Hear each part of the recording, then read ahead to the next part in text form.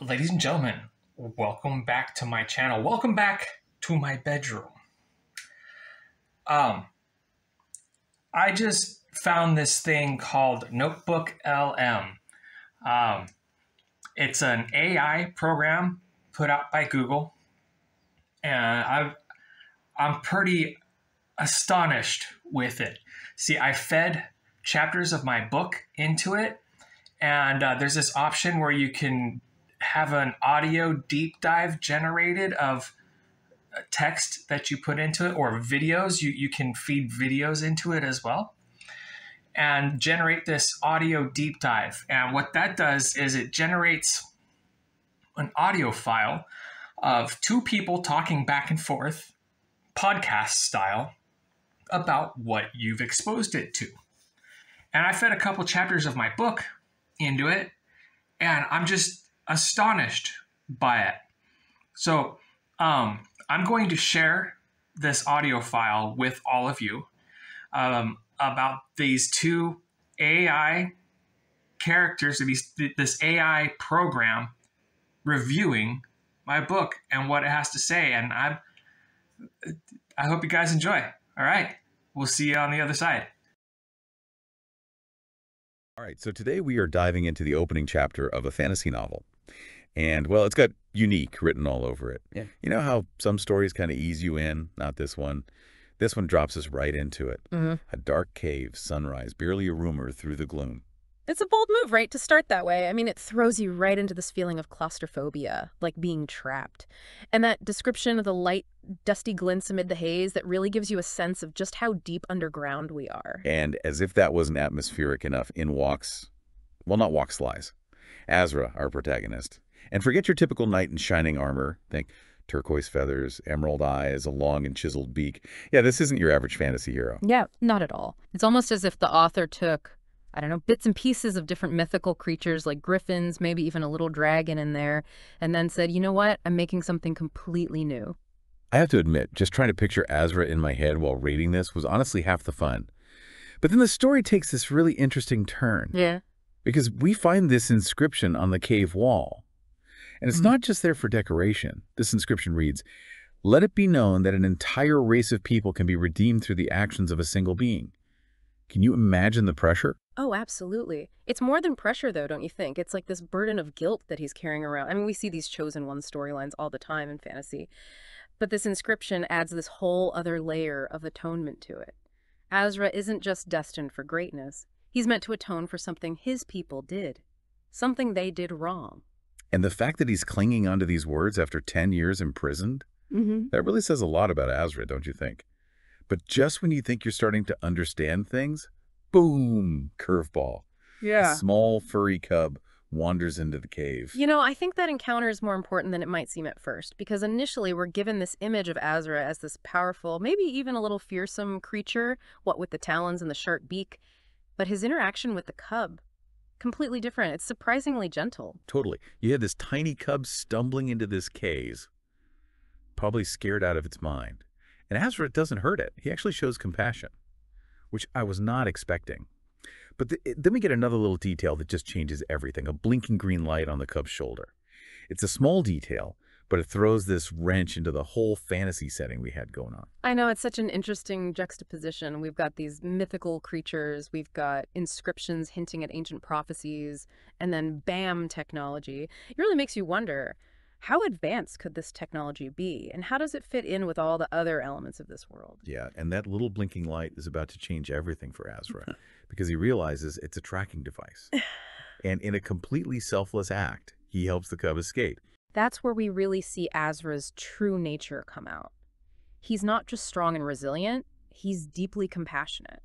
I mean, he could have easily used that distraction to escape himself, but he doesn't.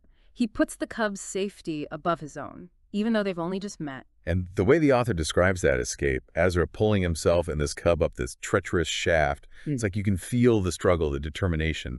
This guy's been through a lot. Oh yeah, and yet he still perseveres. There's this underlying sense that he's driven by something bigger than himself, something that keeps him fighting even when it seems impossible.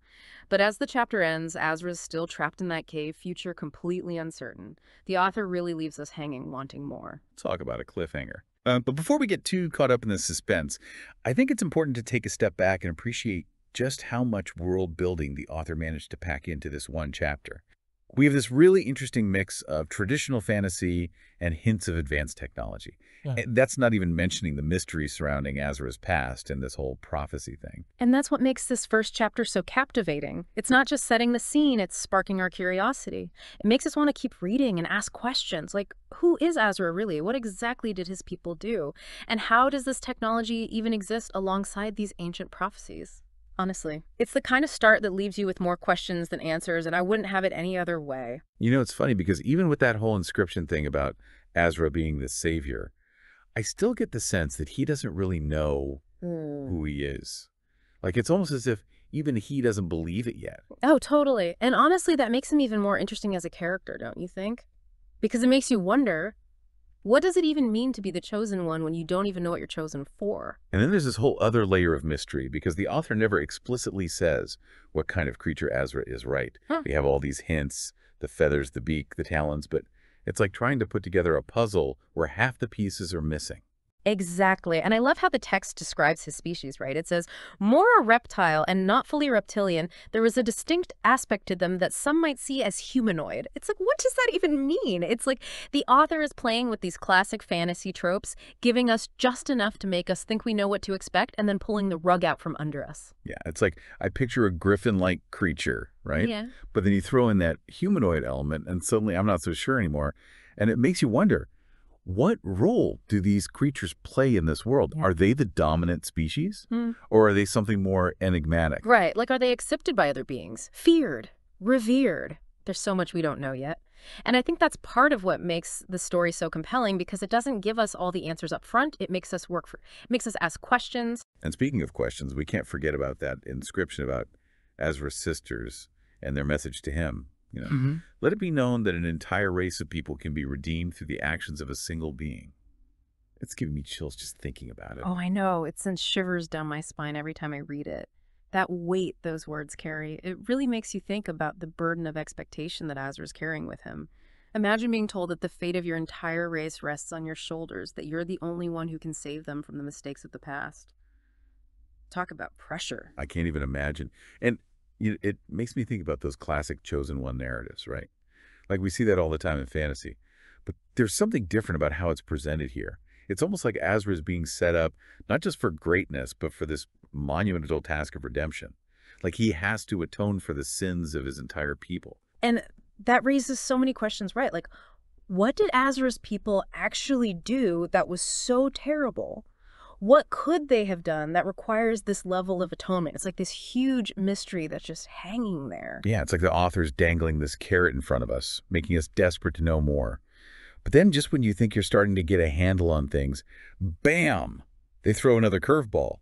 The tracking device on the cub. Right. Like, we're already trying to wrap our heads around these mythical creatures and ancient prophecies, and then suddenly we're hit with this very real, very tangible piece of technology. It's jarring in the best possible way. Totally. It's like the author is saying, hey, don't get too comfortable in this fantasy world because things are about to get a whole lot more complicated. And it makes you wonder, who's behind that tracking device? What are their motives? Are they after the cub? Or could they be after something else entirely, something bigger? It's almost like the author is reminding us that we shouldn't get too comfortable with any one idea of what this world can be because there are so many elements at play. Right. It makes you wonder what other surprises they might have up their sleeve. Right. Like, is technology a common thing in this world? Or is it something rare and maybe even a little dangerous? We just don't know yet. But speaking of danger, we can't forget about Azra and that daring escape with the cub. The author really doesn't make it easy for them, does he? No, he doesn't. Yeah. But you know what? I think that whole escape scene is where we really see Azra's character shine through. And what does he do? He risks everything to save this cub, this creature he barely knows.